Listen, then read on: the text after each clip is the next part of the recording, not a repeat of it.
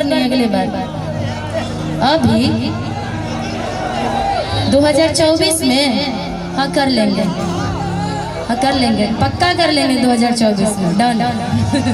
लड़का आप लोग देख के बताइएगा, ठीक है? फिर सीरियस भैया माने बस एक ही सीरियस भैया को कितना वो करवाइएगा। आइए तब तक कहना है कि एक बड़ी प्यारा गाना जो आप सबने बड़ा प्यार आशीर्वाद दिया।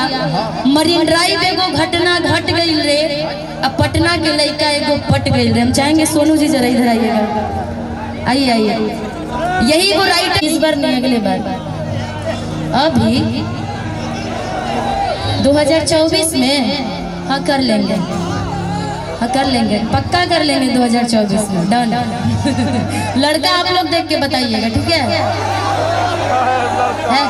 फिर सीरियस भैया माने बस एक ही सीरियस भैया को कितना वो करवाइएगा। आइए तब तक कहना है कि एक बड़ी प्यारा गाना जो आप सबने बड़ा प्यार आशीर्वाद दिया।